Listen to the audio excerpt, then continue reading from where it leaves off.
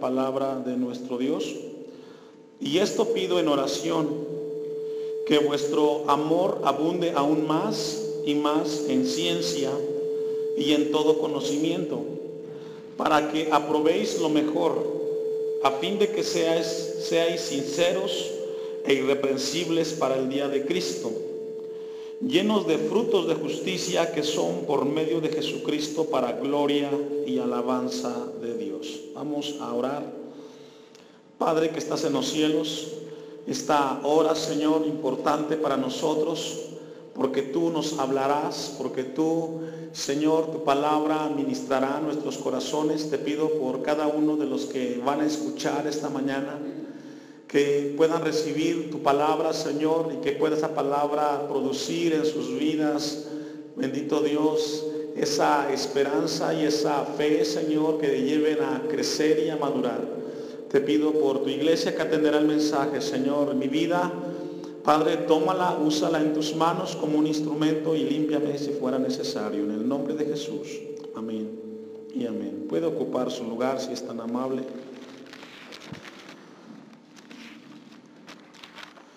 Me da mucho gusto verlo esta mañana aquí en la casa del Señor. Es el mejor lugar. Quizás con pruebas y con luchas, pero es el mejor lugar. ¿Por qué? Porque es aquí donde Dios va a hablarnos esta mañana a nuestras vidas. Y también es importante porque la vida que tenemos hoy, el momento que estamos viviendo, es el único que podemos contar. Mañana no lo sabemos. Vamos a compartir esta mañana una porción de la palabra. El tema es todo discernimiento. Todo discernimiento. Nos encontramos en la conclusión que el apóstol Pablo realiza a los filipenses, que inicia desde el versículo 1 hasta el versículo 11. Ahí concluye la introducción de la epístola.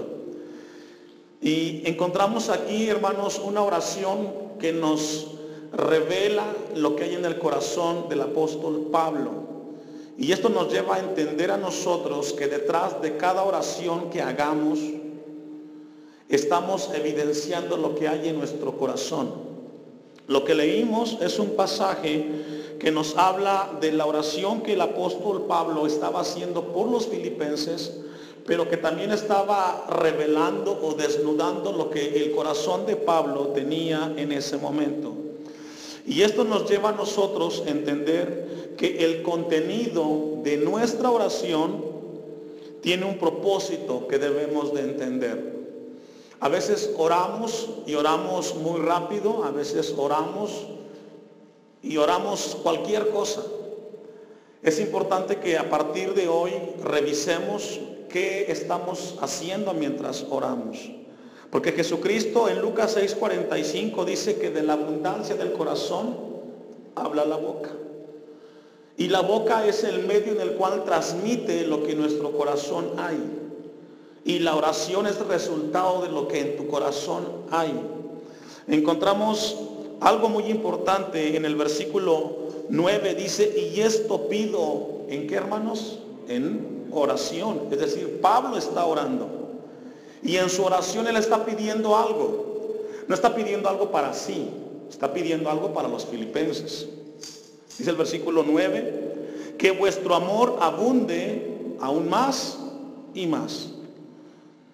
Vemos aquí a un Pablo que no es egoísta en su oración. Regularmente nosotros pedimos, Señor, ayúdame, Señor, dame, Señor, necesito. Y casi nunca pensamos en los demás. Dice el versículo 9, para que el amor abunde aún más y más en ciencia y en todo conocimiento, para que comprobéis o para que aprobéis lo mejor, a fin de que seáis sinceros e irreprensibles para el día de Cristo, llenos de frutos de justicia que son por medio de Jesucristo para gloria y alabanza de Dios. En estos 3 versículos encontramos 3 cualidades que el apóstol Pablo está pidiendo en su oración por los filipenses. Y que estas 3 cualidades deberían estar presentes en cada uno de nosotros como hijos de Dios. Las tres cualidades son las siguientes, a los que anotan. Un amor en crecimiento, un conocimiento verdadero y todo discernimiento. Encontramos en estos versículos que Pablo está orando para que el amor de los filipenses sea un amor que esté constantemente creciendo, pero que también tengan un conocimiento verdadero. Vea lo que dice el versículo 9, y esto pido en oración, que vuestro amor abunde, aún que dice, hermanos, más y más.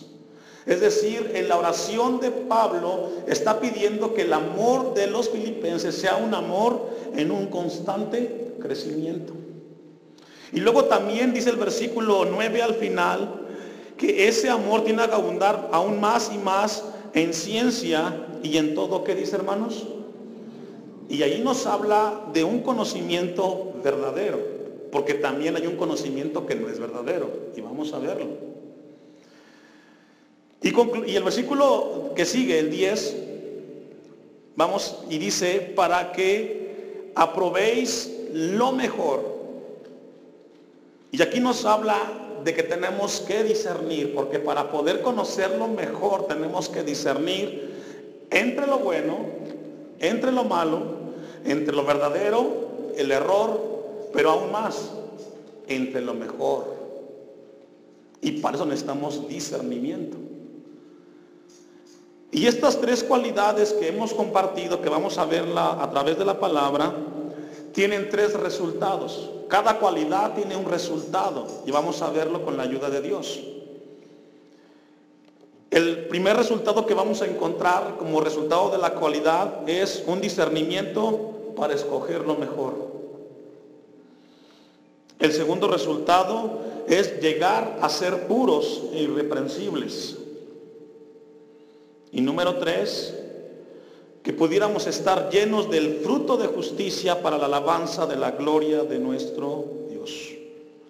Pablo tenía un deseo muy grande, enorme, continuo y presente para que Cristo fuera formado en los filipenses. Y este es el caso con todos nosotros. El deseo del pastor es de que cada uno de ustedes vaya creciendo conforme a la imagen de Cristo. Gálatas capítulo 4, versículo 19, le invito a que me acompañe a buscarlo. Encontramos como siempre el deseo de Pablo para con las iglesias no era que fueran ricos, porque el dinero no te quita los problemas. Pablo no oraba para que tuvieran éxito, como muchos piensan que para eso es Cristo. No. Dice Gálatas 4:19, hijitos míos, por quienes vuelvo a sufrir dolores de parto hasta que Cristo sea formado, ¿en quién? Ese es el anhelo del Pablo, del apóstol Pablo, del pastor. Mi anhelo, Gálatas, es de que cada uno vaya siendo formado Cristo en sus corazones. Eso es madurez. Sabe que el deseo de Dios en este lugar es que cada uno, sin importar cuál sea tu lugar de trabajo, tu clase social, tu trabajo, cada uno vaya siendo formado conforme a la imagen de Cristo. Hay gente que dice cuando va al templo, es de que la gente que va ahí es gente hipócrita y comienzan a comparar a un hermano con otro. No, es un error. Si vas a comparar a alguien, compáralo con Cristo. Amén. Porque todos nosotros necesitamos de Dios. Aquí nadie es perfecto, todos nos equivocamos. Y si vamos a compararnos con alguien, vamos a compararnos con Cristo, porque esa es la medida perfecta que tenemos. Entonces encontramos nosotros un pasaje en el cual vamos a ver la primer cualidad, que es un amor en crecimiento. La primera cualidad que encontramos en la oración de Pablo por los filipenses. Vamos a regresar al versículo 9 de Filipenses 1. La primera cualidad es un amor, ¿en qué, hermanos? En crecimiento.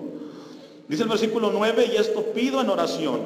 Está Pablo, ¿qué, hermanos? Orando. Pablo está orando y dice, Señor, yo te pido por los filipenses que vuestro amor abunde aún más y más. La palabra ahí, amor, es ágape, que es el amor desinteresado. Un amor sin límites. Un amor que no es egoísta. Y vamos a ver en esta hora un pasaje muy importante. Primera de Juan 3, capítulo 3, versículo 10. Primera de Juan 3, 10. Pablo está hablando que el amor de los filipenses tiene que estar en un constante crecimiento. Y él habla que tiene que ser ese amor que vaya creciendo, que sea continuo. Sabe que el amor que nos habla aquí la palabra es un amor muy importante, hermanos. El amor que encontramos en la Biblia es un amor que no es ciego. En la década de los 60, los que por ahí son contemporáneos de esa época, que se conoció como la década de la revolución sexual, existió una frase muy importante en la década de los 60, que fue como el lema de los hippies, y dice: el amor todo lo suple. En la década se proliferó que el amor era todo lo que el hombre necesitaba para vivir en paz. Pero ese amor que encontramos en la década de los 60 es un amor ciego. Es un amor ciego. Es un amor que no está viendo más que el egoísmo, más que el orgullo. Y han pasado las décadas y esa filosofía de vida de los hippies se quedó ahí estancada. Y con el amor que ellos promulgaban o promovían, no alcanzaron nada, sino solo problemas, porque a partir de esa década para acá, el incremento de las enfermedades y de la familia desintegrada creció cada vez más y más. Entonces, ese amor que encontramos en los hombres que promueven, no es el amor que Pablo está aquí hablando, que tiene que ser en constante crecimiento. El amor que encontramos aquí, hermanos, en Primera de Juan 3:10, es un amor que nos habla acerca del propósito y de la voluntad de Dios. Dice Primera de Juan 3:10, en esto se manifiestan los hijos de Dios y los hijos del diablo. Todo aquel que no hace justicia y que no ama a su hermano, ¿qué dice? Es decir, el amor que Pablo habla en Filipenses, que tiene que ser un amor en constante crecimiento, es un amor que tenemos con Dios o para Dios, pero que tiene un resultado para nuestro prójimo. El amor hacia Dios es proporcional hacia mi hermano. Porque a la persona que yo amo, a esta persona yo más quiero estar cerca de él. El amor es proporcional de Dios hacia el hombre, hacia tu prójimo.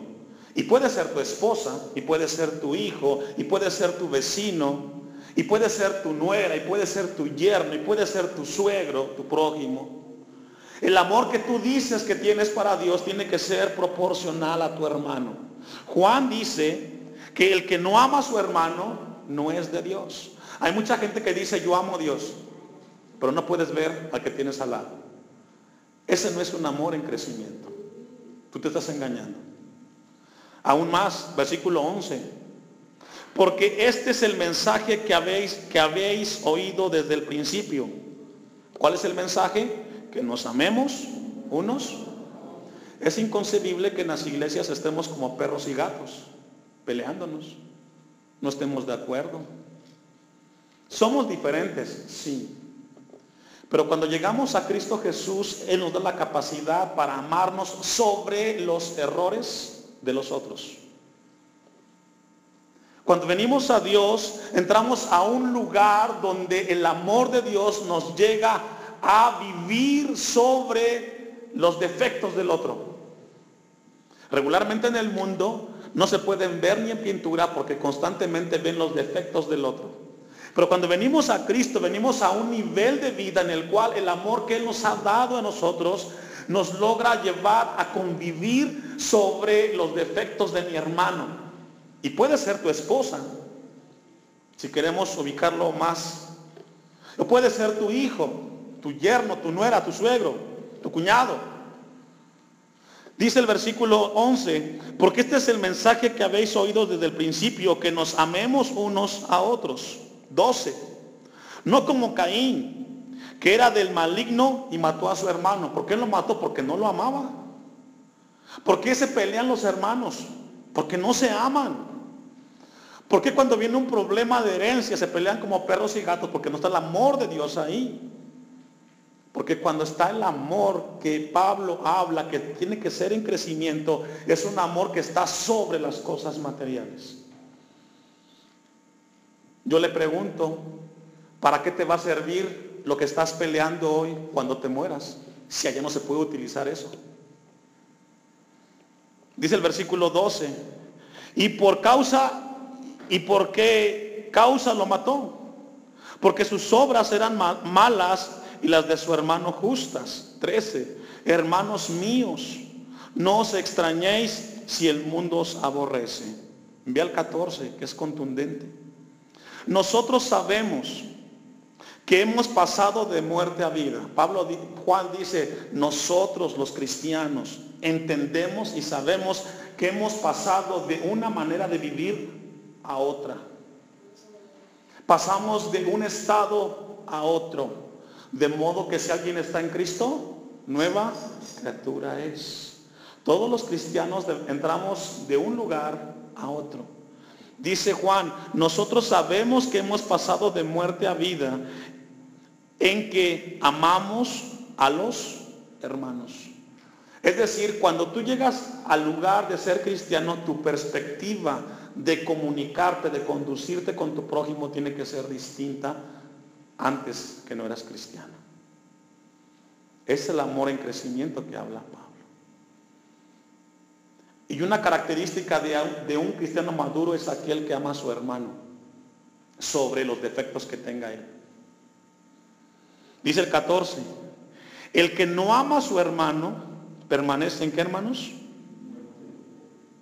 Uno de los problemas más grandes que tenemos en las iglesias es de que no podemos comunicarnos. ¿Sabe por qué existen los divorcios? Porque se hartó uno del otro. Se cansó uno del otro. Y fueron más importantes los defectos, lo que no hizo el otro, y vistes más los defectos que las miles y millones de cosas que hizo buenas por ti.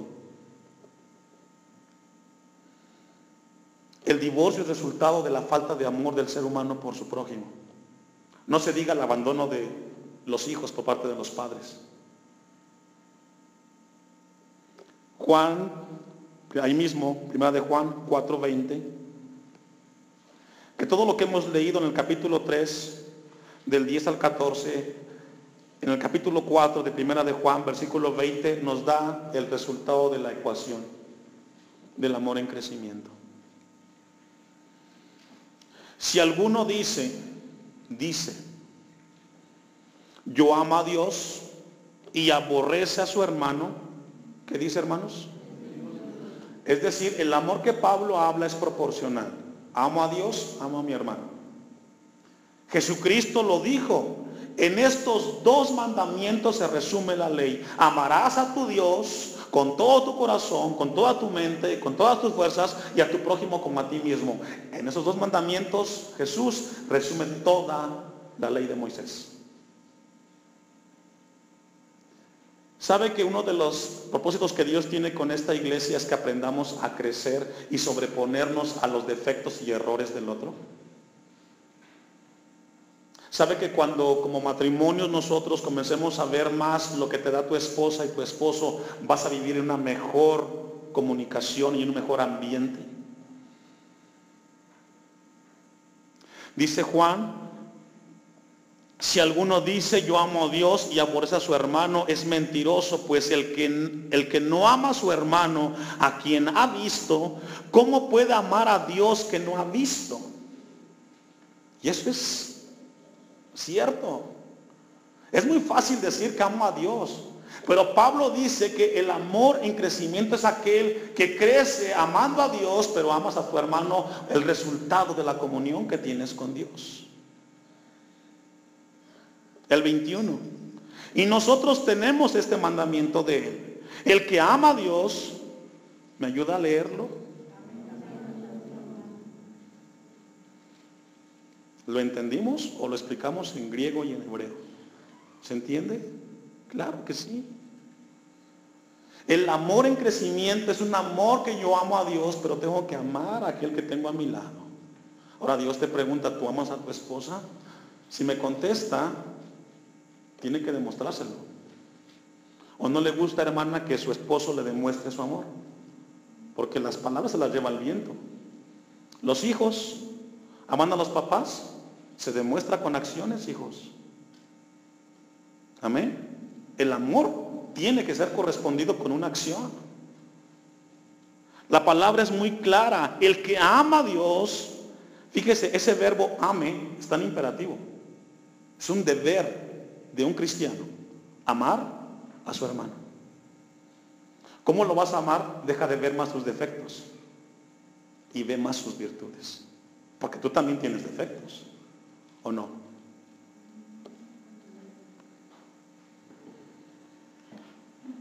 Mateo 2, 22, 34.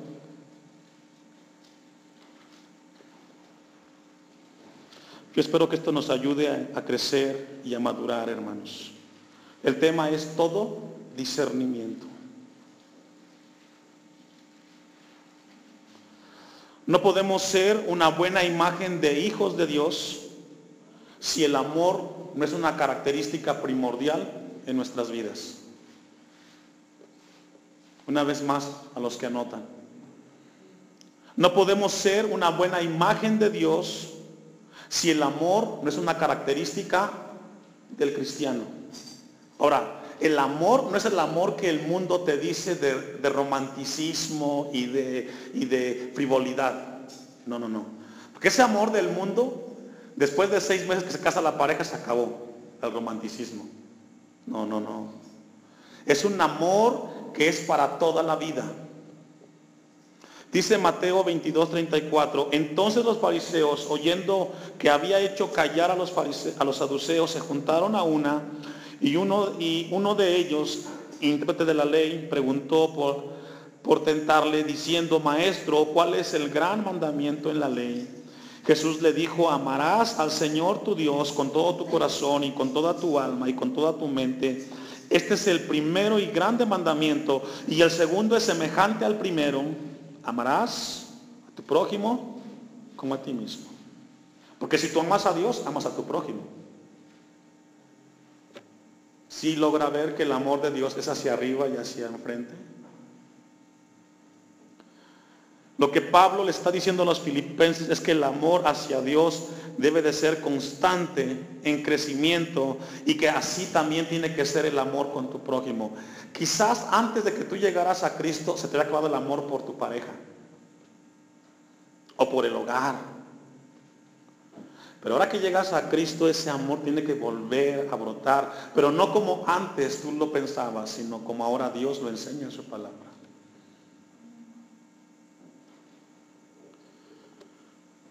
Jesucristo dijo, si me amáis, guarda mis mandamientos. Juan 14, 15. Si guardares mis mandamientos, permaneced. Vamos a leer este versículo. Juan 15, 10. Si es importante leerlo.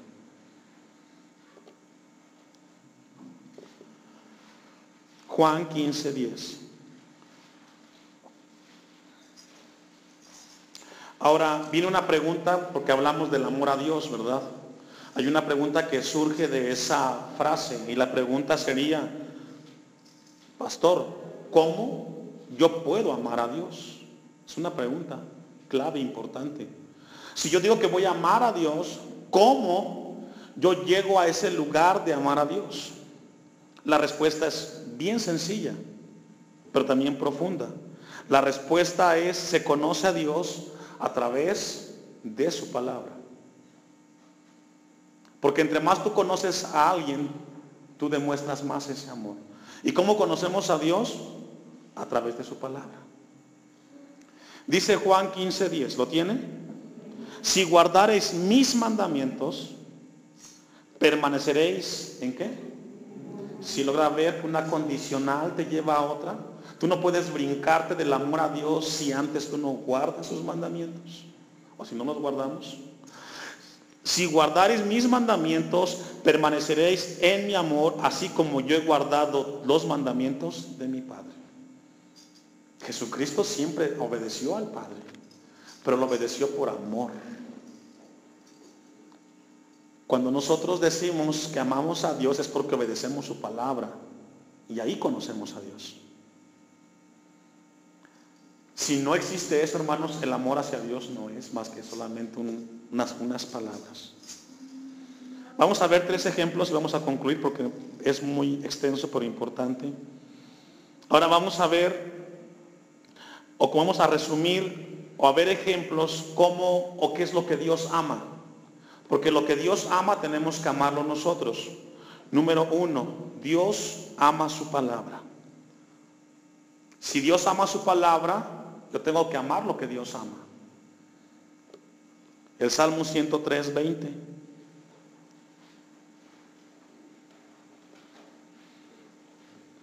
Salmos 103, 20. ¿Cómo conocemos a Dios o cómo amamos a Dios? Por su palabra. Ahora déjeme decirle que a mayor amor también va mayor obediencia. Entre más amamos, más obedecemos. Y entre más obedecemos, la gloria siempre es para Dios.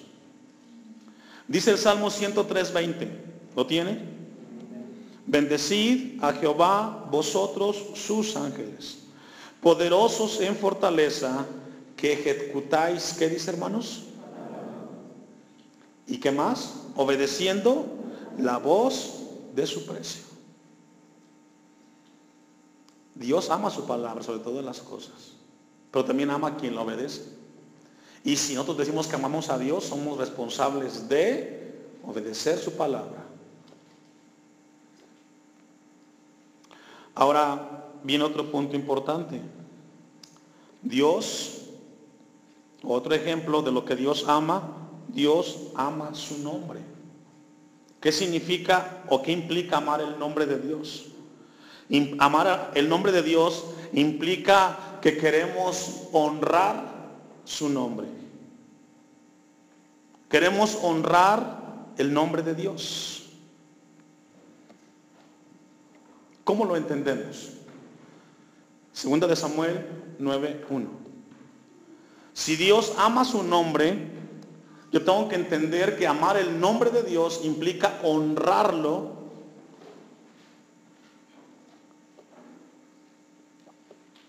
Implica reverenciarlo y implica que tenemos que vivir lo que honramos. Tenemos un ejemplo de David. Segunda de Samuel 9:1, ¿lo tiene? Me espero para que lo vaya buscando. Segunda de Samuel 9:1. Encontramos aquí el caso de David con Jonathan, el hijo de Saúl. ¿Se acuerdan? Fue muy amigo de David. Y recordemos que Saúl y Jonathan mueren. Versículo 1, ¿ya lo tiene? Dijo David: ¿ha quedado alguno de la casa de Saúl a quien haga yo misericordia por amor? ¿A quién? A Jonathan. Para David fue importante el nombre de Jonathan. Yo voy a hacer algo por la memoria de Jonathan. Cuando amamos el nombre de Dios, vamos a hacer algo por el nombre de Dios. Y David dice: existe alguien de la descendencia de Jonathan que por amor a Jonathan, no por la descendencia de él, sino por Jonathan, yo haga. Versículo 2. Y había un siervo de la casa de Saúl que se llamaba Siba, al cual llamaron para que viniese a David, y el rey le dijo: ¿eres tú Siba? Y él respondió: tu siervo. Y el rey le dijo: ¿no ha quedado nadie de la casa de Saúl a quien haga yo misericordia? ¿De quién? Si logra ver que comienza David a moverse en su reino, no por Saúl, por la memoria de Jonathan. Entonces el rey, el 4, le preguntó, ¿dónde está? Y Siba respondió el rey, he aquí está en casa de Maquir, hijo de Amiel, en Lodebar. Entonces envió el rey David y le trajo de la casa de Maquir, hijo de Amiel, de Lodebar. Y vino Mefiboset, hijo de ¿quién? De Jonatán, hijo de Saúl, a David, y se postró sobre su rostro e hizo reverencia. Y dijo David, Mefiboset, y él respondió, he aquí tu siervo. Y le dijo David, no tengas temor, porque yo a la verdad haré contigo misericordia por amor de Jonatán, tu padre. David hizo todo lo que hizo por este joven, no por Mefiboset. ¿Lo hizo por quién? Por Jonatán. Esto es extraordinario. Ya no estaba su abuelo ni su padre, pero David hizo un gesto por Mefiboset por honrar el nombre de Jonatán. Cuando nosotros amamos el nombre de Dios, hacemos las cosas para honrar el nombre de Dios. Yo voy a obedecer a Dios porque yo amo y honro el nombre de Dios. Y luego vamos a ver qué fue lo que hizo, porque detrás de honrar el nombre de Dios hay una acción. Y te devolveré todas las tierras de Saúl tu padre, y tú comerás siempre a mi mesa. No por ti, Mefiboset, por lo que hizo tu papá cuando estuvo conmigo. Eso es amor al nombre. Tú vas a recibir todo lo que tenía tu padre, Mefiboset. Estás lisiado, estás en silla de ruedas, no puedes caminar, pero por amor que yo tuve con tu padre, yo te voy a restituir todo. Entonces, el 9, el rey llamó a Siba, siervo de Saúl, y le dijo, todo lo que fue de Saúl y de toda su casa, yo lo he dado al hijo de tu Señor. Esto es extraordinario. ¿Sabe qué es amor? Honrar el nombre de Dios implica hacer todo lo que Dios te pide, porque por honrar su palabra hacemos lo que hacemos. David le devolvió todo a Mefiboset. No por Mefiboset, sino por ¿quién? Por Jonatán.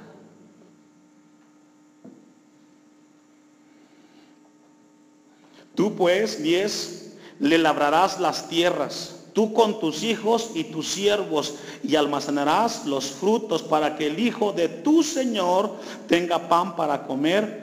Pero Mefiboset, el hijo de tu Señor, comerá siempre a mi casa. Y tenía Siba 15 hijos y 20 siervos. Esto es extraordinario. Todo esto que se hizo por este joven lisiado Mefiboset fue resultado de amar el nombre de Jonatán. Cuando nosotros amamos el nombre de Dios, hacemos todo lo que está a nuestro alcance. Cuando tú amas a tu esposa, a pesar de sus defectos, no lo haces tanto por tu esposa, aunque va implícito, sino más bien por lo que hizo Dios contigo. Tú haces con tus hijos lo que haces con tus hijos porque Dios te amó de una manera mucho más grande y tú honras su nombre obedeciendo. Obviamente tus hijos son beneficiados, pero tú haces las cosas no por ellas, sino porque Dios produce en ti el querer como el hacer. Ese es amor en crecimiento, hermano. Es algo diferente. Ahora, eso nunca se va a acabar.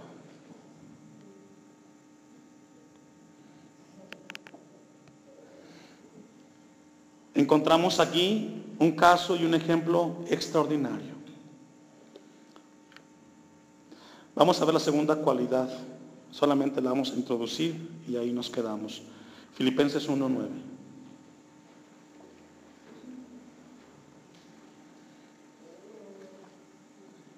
La segunda cualidad la encontramos en la segunda y última parte del versículo 9.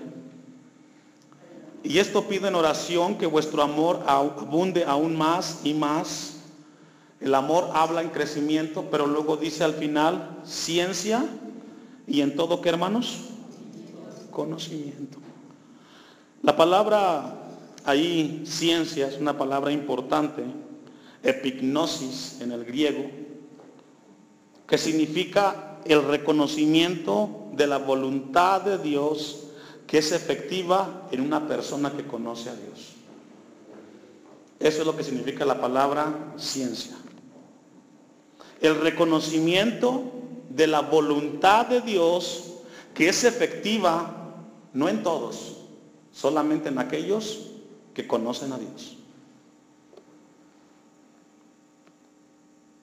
Vamos a explicarlo. Oseas 4:1. Es decir, cuando la Biblia nos habla que del conocimiento verdadero, nos habla de un conocimiento que nos lleva a amar a Dios siempre.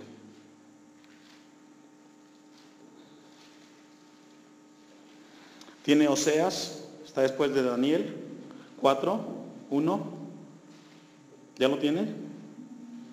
Oíd palabra de Jehová. ¿Palabra de quién? De Dios, de Jehová. Hijos de Israel, porque Jehová contiende con los moradores de la tierra, porque no hay verdad, ni misericordia, ni qué, hermano, ni conocimiento en la tierra. Es decir, aquí encontramos un pasaje en el cual Dios está yendo en contra de la gente que vive en la tierra, porque no hay verdad, no hay misericordia, ni tampoco hay conocimiento de qué, hermanos, de Dios. Adelantito, versículo 6, Oseas 4. Mi pueblo fue destruido porque le faltó. ¿Qué le faltó? Esa palabra conocimiento, da con doble A, significa conocimiento y aprender, distinguir entre lo bueno y lo malo, entre lo verdadero y el error, entre lo santo y lo profano. El pueblo de Dios pereció porque le faltó el conocimiento de discernir, de separar lo bueno de lo malo, el error de lo verdadero, lo santo de lo profano. ¿Sabe por qué hoy la sociedad y aún más el pueblo cristiano está en decadencia y en crisis? Porque no sabes distinguir qué es bueno y qué es malo en tu vida. No sabes qué es bueno y qué es malo. No logras diferenciar. El pueblo de Dios está pereciendo porque le faltó conocimiento. Va como concluye el versículo 6 de Oseas 4. Porque le faltó conocimiento por cuanto desechaste el conocimiento. Desechaste el discernir entre lo bueno y lo malo, entre lo santo y lo profano. Hoy, ¿qué se ve en las iglesias? Espectáculos. Todo es para Dios. No sabemos discernir si el que está cantando enfrente está bailando, saltando para su carne o para Dios. Y todos decimos, pues es de Dios, lo hizo en el nombre de Dios. Cuando tu hijo llega a la casa que te dijo, papá, voy a ir al ciber, un ejemplo, llego a las 8 y tu hijo llegó a las 10 y tú logras ver que te faltó discernimiento para saber que tu hijo no estuvo en el lugar que te dijo que iba a estar. Y tú dices, pásale, no pasa nada. Cuando tú eres llamado a discernir si tu hijo estuvo en el lugar donde no estuvo y si estuvo en el lugar equivocado, llamarle la atención. Somos una sociedad la cual no distinguimos lo blanco de lo negro. A lo bueno le llamamos malo y a lo malo le llamamos bueno. Cuando Pablo está orando por los filipenses, les está hablando a que aprendan ellos a discernir, a separar, porque el conocimiento verdadero, hermanos, nos ayuda a separar lo bueno de lo malo, lo que es de Dios y lo que no es de Dios. Es una cualidad en un cristiano maduro. Dice Oseas 4:6, mi pueblo fue destruido porque le faltó discernir, separar entre lo bueno y lo malo, lo santo y lo profano. ¿Sabe por qué las familias están en crisis? Porque no sabes diferenciar qué es de Dios y qué no es de Dios. Enciendes el televisor, está una novela hoy de las que hay, donde promueven la infidelidad, donde la gran mayoría de la gente que aparece ahí está desnuda y tú te quedas viendo la novela y no disiernes que eso te está atrofiando tu mente y enseñando a tus hijos cosas que lo van a llevar a hacer algo indebido y tú dejas encendido eso. o los que tienen cable, que hay canales para adultos, o que hay películas que tu hijo o tu hija no es apropiado, que debe de estar viendo, pero tú no disciernes que eso está afectando a tu familia y lo dejas ahí, y para ti eso es bueno cuando está contaminando la mente de tu hijo. Y luego te preguntas, ¿y en qué momento mi hijo hizo esto? Pues siempre le estuviste enseñando y alimentando y nunca discerniste que lo que le pusiste en casa lo alejó más de Dios. Y mencioné ejemplos, puede haber más cosas. La música. Tú eres el que pones en la casa la música del mundo y la promueves, y que mi hijo debe de ser el gallito aquí en la casa, no importa. Y mañana cuando comienza a embarazar a las muchachas vas a decir, ¿y en qué momento lo hizo? Porque tú no discerniste que eso no era apropiado en su momento. Por esa falta de conocimiento, el pueblo de Dios pereció. En el pasado y sigue hoy. Somos llamados a discernir, hermano. Ahora, yo no le digo lo que tiene que hacer en su casa, eso le corresponde a usted, entregarle cuentas a Dios. Tampoco vengo a imponerle lo que tiene que hacer en su casa, no, pero sí o discernamos lo que estamos promoviendo, dejando entrar en la casa y en nuestros hijos. Amén. Vamos a concluir. Éxodo 12:3.